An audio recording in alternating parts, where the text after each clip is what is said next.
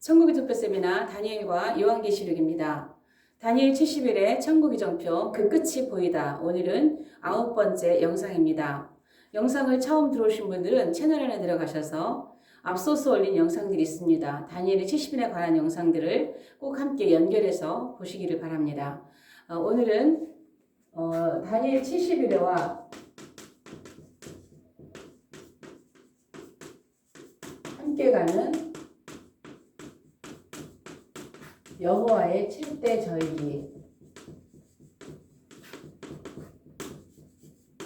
제가 이 절기에 관해서는 앞에서 한번 올린 영상이 있습니다.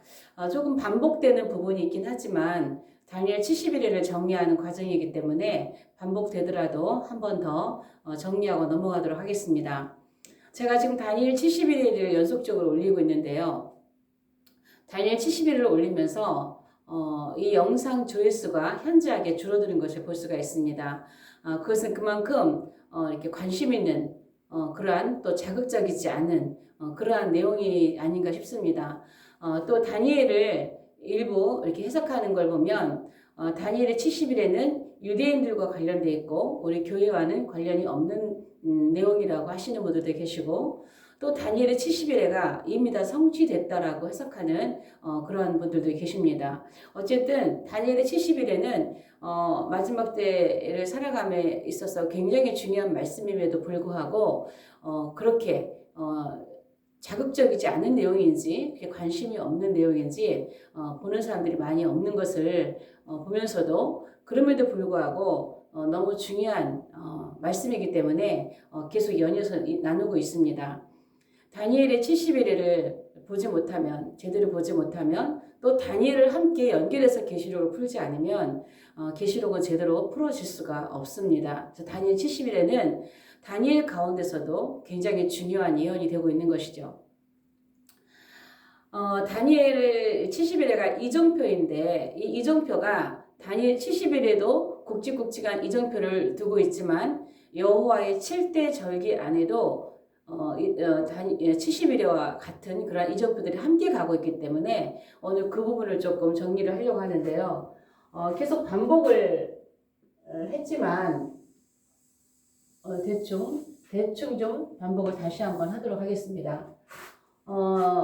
다니엘 70일에는 특이하게 결론을 먼저 이야기를 하고 있다는 것을 기억하셔야 돼요. 결론. 24절을 먼저 이야기하고 있다는 거예요. 24절을 먼저 결론을 얘기해 놓고 그 다음에 시대를 나누어서 25절에 이정표, 그 다음에 26절에 이정표, 그 다음에 마지막 27절에 이정표가 지나가야 24절에 시대가 온다라는 것을 제가 계속해서 강조를 하고 계속해서 반복을 하고 있습니다. 24절의 시대는 허물이 그치며, 이 허물은 이스라엘의 허물입니다. 다니엘이 민족의 죄를 위하여 주여 삼창을 외치며 기도했던 그 기도, 민족의 죄를 용서해달라고 기도했던 그 기도가 응답된 것이 아니라 이 시대가 와야 이스라엘의 죄의 허물이 그치고 죄가 끝나며 죄악이 용서되며 영원한 의가 드러나며 환상과 예언이 봉함되고, 자, 우리 성경에는 응한다고 되어 있는데 제가 왜 봉함이라는 것을 썼는지 앞에 올린 영상에서 계속 설명을 충분히 해드린 부분입니다. 마지막으로 굉장히 중요한 지극히 거룩한 곳에 기름이 부어지리라. 그래서 제3성전, 그 에스겔의 성전이 정결케 되어지는 에스겔 성전을 얘기한다 그랬죠. 그래서 이 말씀을 제가 계속 강조하는 것은 다니엘의 70일의 결론이거든요. 다니엘 70일의 결론은 메시아 왕국이라는 거예요. 다니엘 70일에서 메시아 왕국을 보지 못하면 다니엘의 70일을 제대로 보지 못하는 거예요. 결론은 메시아 왕국입니다. 그래서 메시아 왕국이 가야 이스라엘이 회복된다는 것이죠. 이 회복되기 위해서는 25절, 26절, 27절에 이정표가 지나가야 된다 그랬고요. 25절의 중요한 내용들은 예루살렘을 중건하라는 영이 날 때 나는 것, 그 다음에 그리스도의 초림을 얘기하고 있고, 그 다음에 이거를 7일에 62일에 이렇게 나눴죠. 7일에 62일에. 그 다음에 아주 곤란한 중에 성이 중건된다는 이야기를 하고 있는 것이 첫 번째 이정표입니다. 그리고 두 번째 이정표는 그리스도의 십자가 사건을 시작으로 해서 디도라고 하는 저 그리스도에 상징하는 디도 장군이 등장해서 저 그리스도가 적그리스도라고 하겠습니다. 적그리스도가 출현해서 26절의 이정표에서는 나타나서 성읍과 성소를 회파한다 그랬어요.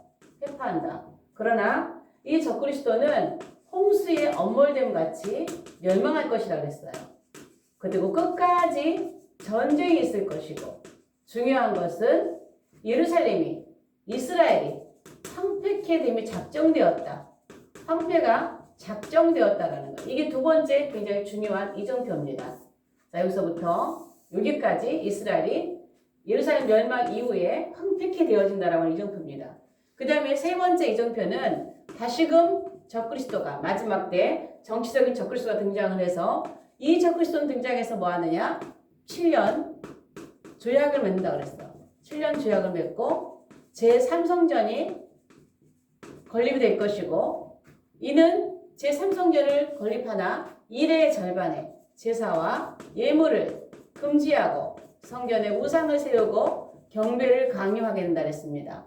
그러나 이 또한 하나님의 진노에 의해서 황폐케 하는 자에게 이미 정한 종말 7년입니다. 7년이 지나거나 7년이 정해진 거죠. 황폐케 하는 자에게 진노가 쏟아지리라. 그래서 결국은 적그리스도는 멸망할 것이라는 것이죠. 자, 전 3년 반, 후 3년 반, 마지막 7년. 요게 이정표인데, 요 이정표가 특별 징조라는 것이죠. 특별 징조. 앞에서 계속 강조해왔던 내용들입니다. 자, 이렇게 내용을 했고, 여기에 이제 간격시대가 있다 그랬죠. 간격시대. 간격시대가 있다고 얘기했고요. 이때를 누가복음 21장에서는 이방인의 때다 말씀했습니다. 예수님께서. 그리고 AD 70년을 중심으로 이야기를 하고 있는 누가복음 21장에서는 이방인에게 주시는 메시지가 있었고, 제3성전 중심으로 얘기하고 있는 마태복음 24장은 유대인에게 주는 메시지가 있었다라고 했습니다. 여기까지가 제가 다니엘 71회를 지난 영상까지 풀은 내용입니다. 자, 오늘은 이 이정표와 함께 가고 있는 여호와의 7대 절기를 보려고 하는데요. 이 7대 절기는 창세기 1장 14절에 나옵니다. 우리말에는 계절이라고 번역이 되어 있는데 이 계절이 모에드입니다. 모에드.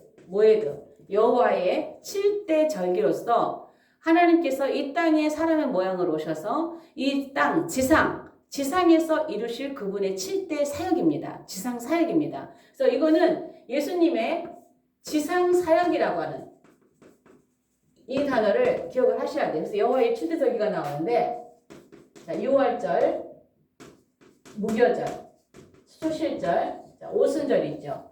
그 다음에 나머지는 한일해가 지나고 끝에 이 부분을 하겠습니다. 이제 나팔절, 대속죄일, 그 다음에 초막절. 자, 남은 절기입니다. 초막절. 이 절기가 6월절 1월 14일, 1월 무교절 1월 15일에서 21일, 1월 16일은 무교절 안에 있습니다. 무교절 안에 출시를 이루어지고요. 오순절은 3월 6일, 여름절기가 시작되는 것이죠. 여기서부터 나팔절 여기까지는 넉 달 농사 기간이다라고 얘기를 합니다. 이제 가을절기로 들어가는 것이죠. 나팔절 7월 1일, 속죄일 7월 10일, 초막절 7월 15일부터 21일, 플러스 하루를 더 지키는 8일 동안 진행되어지는 성회로 모여지게 되는 그러한 때죠. 자, 그러면 이 절기가 7대 절기가 예수님께서 이 절기를 그대로 날짜 하나 틀리지 않고 이루셨습니다. 왜? 이 절기를 이루시는 주체는 예수님입니다. 그래서 예수님께서 이걸 그대로 이루시고 날짜나 틀리지 않고 이루셨어요. 예를 들어서 얼마큼 날짜나 틀리지 않았느냐. 초실절에서 오순절까지가 50일입니다. 예수님은 부활하시고 40일을 머무시고 오순절에 제자들에게 기다려라. 아버지께서 약속하신 것을 보내시는데 그때까지 성령 받기까지 기다려고 하시는데 그때 예수님께서 내가 열흘 후에 오겠다라는 말씀은 하지 않으셨어요. 그러나 절기상으로 그대로 하면은 분명히 예수님은 10일 후에 오시는 거예요. 그래서 분명히 그대로 10일 후에 오셔서 초실절과 오순절 사이에 50일을 정확하게 이루셨습니다. 40일 동안 머무르시고 10일 후에 오순절에 주님께서 강림을 하신 것이죠. 이만큼 정확하게 예수님은 날짜 하나 틀리지 않고 이루셨다는 거예요. 왜? 절기를 이루시는 주체가 예수님이시기 때문입니다. 그렇다면 여호와의 7대 절기는 뭐에 드는 예수님 지상 사역이라는데 예수님의 지상 사역은 아직 끝나지 않으셨습니다. 오순절을 이루시고 그 다음에 올라가셨죠. 승천하시고 성령으로 내려오셨지만 예수님의 지상 사역은 아직 다 끝나지가 않았어요. 그래서 남은 사역 나팔절과 속죄일과 초막절을 이루셔야 이 땅에서 이루시는 예수님의 지상 사역이 완성이 되는 것입니다. 그래서 이제 주님이 오셔야만 하셔요. 오셔서 이 절기를 다 이루셔야 돼요. 그렇다면 이 절기를 이정표를 좀 이제 살펴볼 건데 여기에서 자, 봄절기가 있습니다. 봄절기. 자, 봄절기가 6월절, 무교절, 초실절. 자, 여름절기로 들어가지만 오순절까지 좀 보겠습니다. 자, 요 절기는 이 봄절기는 이방인과 관련이 되어 있습니다. 이방인과. 자, 이방인과 관련되어 있고 교회와 관련이 되어 있습니다. 교회. 자, 요 절기 이정표는요. 절기에 대해서는 대충 다 아시죠. 6월절 예수님의 십자가, 또 예수님의 무덤, 그리고 예수님의 부활. 자, 요 세 절기는요. 세 절기는 다니엘 9장 26절의 이정표입니다. 여기에 이정표예요. 창세기 15장 횃불 언약에서 예수님께서 하나님께서 아브라함과 언약을 맺으실 때 너에게 씨를 주고 너희 씨들이 살 땅을 주겠다. 이것을 위해서 하나님께서 아브라함과 횃불 언약을 맺으셨죠. 그럴 때에 예수님은 생명을 내놓으신 거죠. 짐승이 쪼개져서 그 쪼개진 짐승 사이를 횃불로 지나가시면서 내가 너에게 후손을 주고 너희 후손이 살 땅을 주겠다는 약속하실 때 생명을 내놓으셨어요. 이거는 뭐냐? 왜 이방인과 관련되어 있고 왜 교회와 관련되어 있느냐? 왜 다니엘 9장 26절에 이정표냐? 예수는 십자가 지신 거예요. 창세기 15장 횃불 언약에서 약속하셨던 것처럼 생명을 내놓으신 것이죠. 우리를 하나님의 자녀 삼으시고 우리를 하늘의 백성 삼기 위해서. 그래서 누구든지 예수님이 제물이 되셔서 누구든지 예수 믿으면 천국, 누구든지 예수 믿으면 구원, 누구든지 예수 믿으면 하나님의 자녀가 되어서 그 자녀들이 사는 가나안 땅, 천국을 우리에게 유업으로 주신다는 그 언약이죠. 그 언약을 하시기 위해서 십자가에 죽으신 거예요. 십자가는 유대인을 위해서 유대인만을 위해 지신 게 아니죠. 그럼 왜 이게 다니엘 9장 10절일까요? 왜 간격시대가 필요하다고 얘기했나요? 제가 앞에서 말씀드린 것처럼 복음이 확산돼야 되기 때문이에요.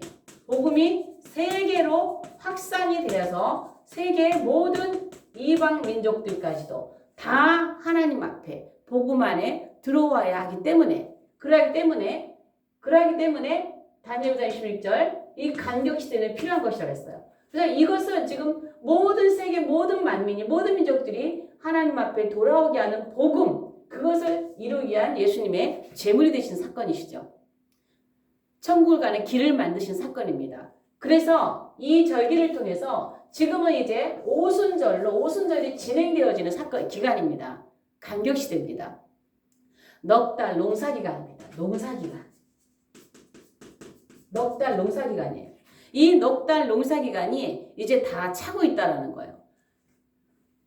예수님께서 마태복음 24장에 천국복음이 온 세계에 전파되면 그제야 끝이 오리라 그랬어요. 그 끝은 텔로스라 그랬습니다. 더 이상 갈 곳이 없는 아담의 나라의 끝입니다. 그런데 이제 이 복음이 다니엘 9장 21절의 이정표 이 복음이 봄절기의 복음이 이제 세계로 확산되는데 위클리프 성경 번역 선계가 있어요. 거기에 보면은 2020년에 보면은 마지막 언어 운동이라는 말이 있습니다. 마지막 언어 운동. 이 마지막 언어 운동은요. 2025년 2025년이 되면 전 세계에 성경의 번역이 들어가지 않은 나라가 없다는 것이죠. 전 세계 성경 번역이 되지 않은 나라가 없다는 것. 세계 모든 나라의 언어로 성경이 번역된다는 거예요. 그게 마지막 언어 운동입니다. 이제 복음이 땅끝까지 이르렀고 세계 모든 나라의 모든 언어의 성경이 번역되어지는 시기가 이제 2025년이라는 거예요. 굉장히 넉 달 농사기간 이제는 가까이 왔다는 것이죠. 그래서 요 이정표는 다니엘 9장 26절의 이정표입니다. 그래서 이 이정표가 이제 끝을 향해서 가고 있다는 것입니다. 그 다음에 두 번째 이정표가 이제 가을절기예요. 가을절기. 자, 가을절기인데 요 가을절기는 유대인이 아니라 이방인이 아니라 유대인과 관련이 있는 절기입니다. 자, 나팔절. 두 번째 속죄일. 세 번째 초막절. 자, 요 이정표는요. 다니엘 9장 24절이에요. 다니엘 9장 24절의 이정표입니다. 유대인들은요. 이제 예수님이 다시 오셔야 돼요. 유대인과 관련되어 있다라고 하는 것은 아직도 유대인들은 예수님을 메시아로 영접하지 않고 있죠. 근데 유대인들은 아직도 메시아를 기다리고 있어요. 근데 구약에는요. 초림의 약속보다는 재림의 약속이 훨씬 많습니다. 한 3분의 2 정도. 정확하게 제가 그 횟수는 제가 기억이 안 나고 잊어버렸는데요.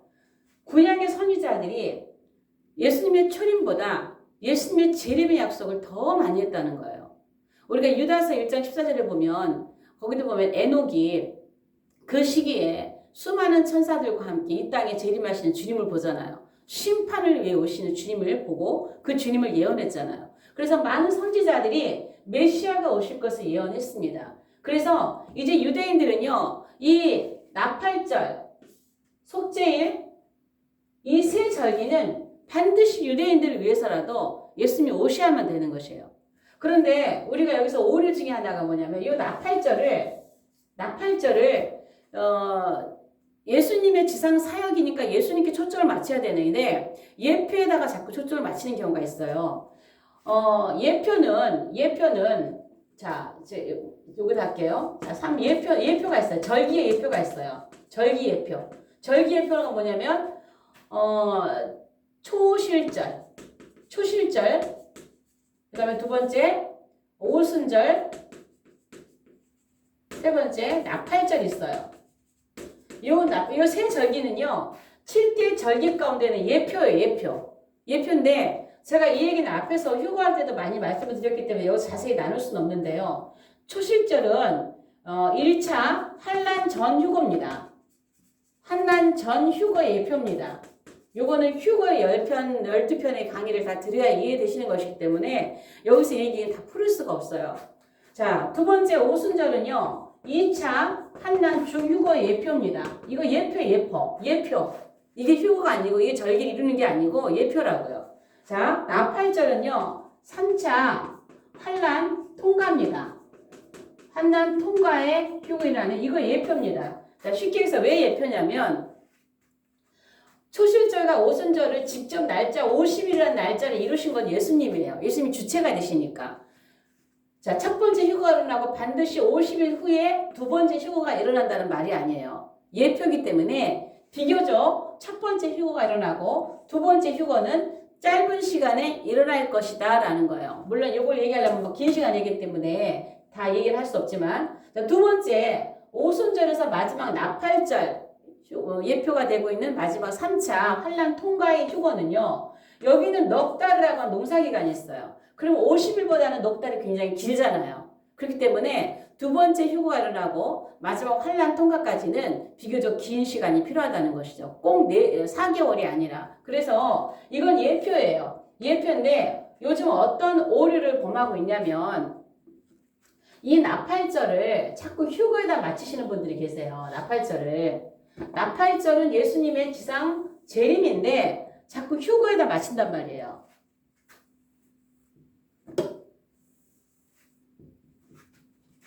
자, 예수님의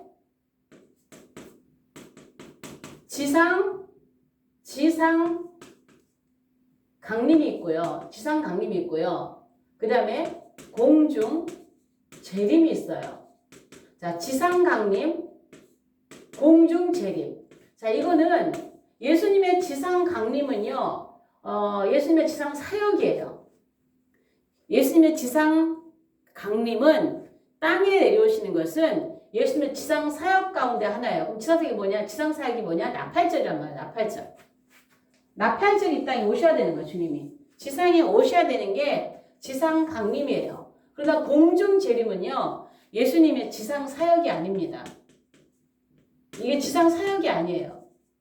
7대 절기 안에 들어있는 게 아니에요. 공중 강림은 7대 절기 안에 들어가지 않아요. 그러나 지상 강림은 7대 절기 안에 들어가야 나팔절이에요. 예수님이 이 땅에 오셔서 아직 하실 일이 남아있어요. 속죄를 이루셔야 되고 초막절을 이루셔야 돼요. 그래서 지상 강림은요. 이 공중 재림은요. 마태복음 25장에 열처녀 비유에서 보면은 보라 신랑이로다 이렇게 하세요. 신랑이로다. 신랑으로 오세요. 신랑으로 오시는 예수님이 이 공중에 내려오실 때 계시록 14장에 보면 머리에 스테파노스를 쓰고 오셨다 그랬어. 스테파노스는 승리, 영광을 상징할 때 이 관을 쓰신다 그랬어요. 그래서 예수님께서 승리하고 이기고 올라오는 자들을 맞이하러 내려오실 때는 때는 오실 때는 스테파노스 쓰고 오신다고 말씀드렸습니다. 그러나 여기 마태복음 25장에 양과 염소에 보면은요. 예수님께서 오셔서 보좌에 앉으셔가지고 민족 심판하러 내려오시는 게 있어요. 이때는 예수님께서 왕으로 오신단 말이에요. 보좌에 앉으시는 왕이란 말이에요. 왕, 신랑이 아니라. 왕으로 오실 때는 이때 머리에 디아데마를 쓰고 오세요.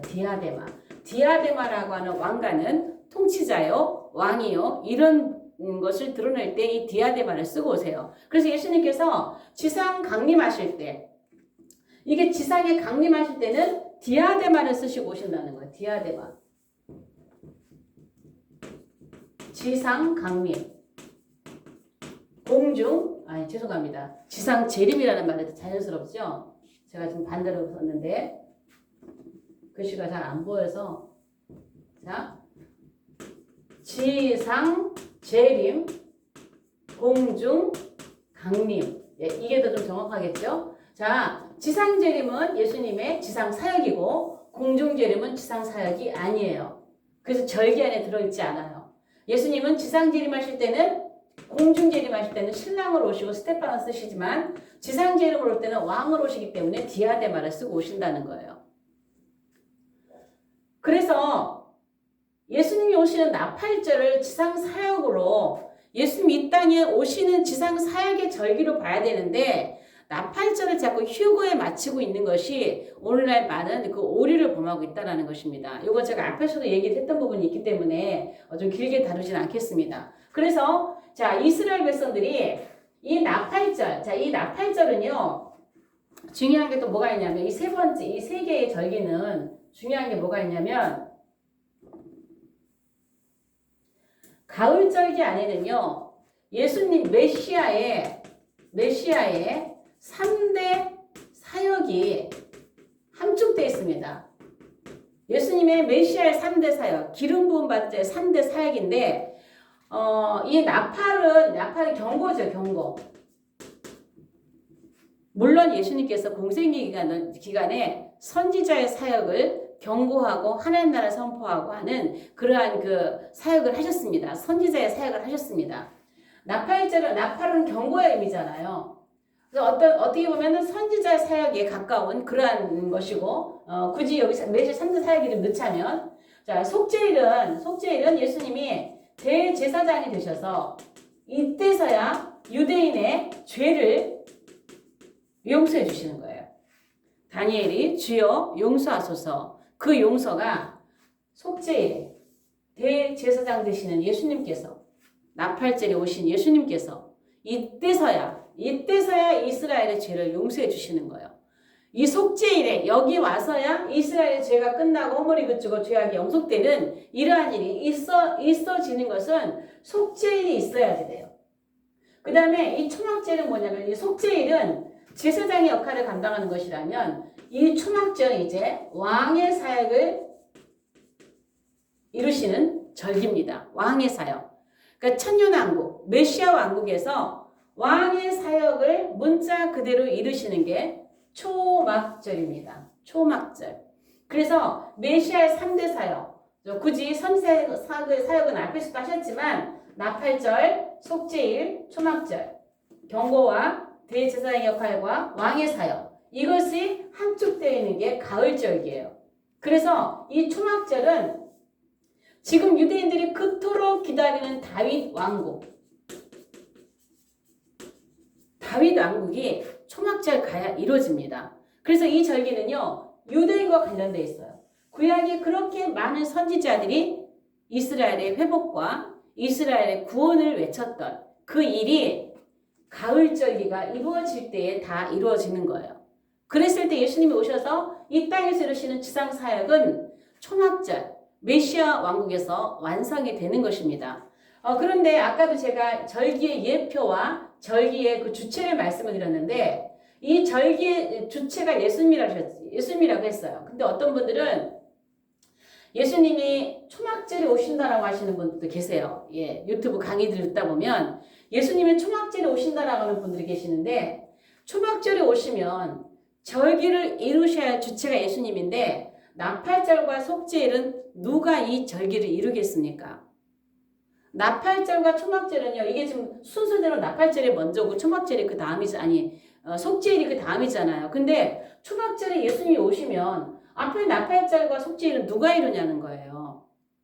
이런 오류는 여호와의 7대 절기가 이 절기를 이루시는 주체가 예수님이라는 것에 대한 구분을 잘 못하고 있기 때문이에요.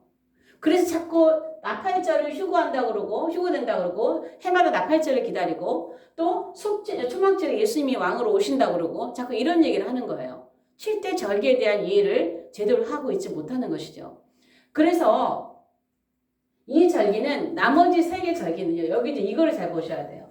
자, 나머지 3개 절기는요. 자, 가을절기는 여기에 초점이 맞춰 있습니다. 가을절기는 여기 초점이 맞춰 있는데 나팔절은요, 여러분, 나팔절은 마지막 7년이 다 끝나야 됩니다.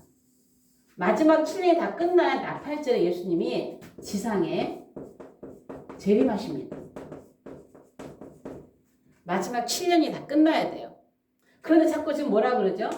자꾸 휴거되는 사람들, 여기서 휴거된다고, 여기 7년 전에, 여기서 휴거된다고 기다리신 분들은 해마다 무슨 절을 기다려요? 나팔절 기다리잖아요. 나팔절에 휴거가 된다고 자꾸 기다리고 있잖아요.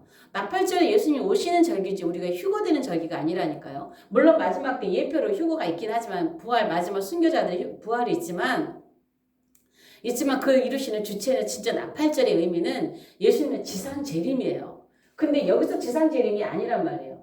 자꾸 휴거에다 맞추기 때문에 그래요. 또 어떤 분들은 여기서 또 나팔절이 있다고 그러죠. 여기서도 있을 수가 없어. 7년 안에는 나팔절 절기를 직접 이루시는 주님의 절기가 아니에요. 그냥 해마다 이루어진 나팔절이겠지만 이 7년 환란까지 끝나야 지상에 재림하시는 예수님의 나팔절이 이루어지는 거예요. 그러면 이 안에는 뭐냐? 이 안에는 자 지상 재림은 여기 있고요. 공중 강림이 여기 있는 거예요.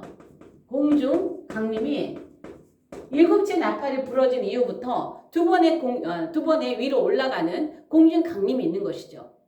그래서 환란 전과 환란 중 이 공중 강림이 7번째 나팔이 부러진 이후에 있어지고 그 다음에 좀 더 비교적 긴 시간 4개월이라고 하는 꼭 4개월은 아니지만 예표니까 50일보다는 초실절과 오순절 사이에 50일보다는 이 공중 재림의 공중 강림의 1차, 2차 휴거 사이는 50일이라고 하는 비교적 짧은 기간이지만 마지막 재림까지는 4개월이라고 하는 비교적 긴 시간이 있다라는 것이죠. 그래서 끝나야 돼요. 왜?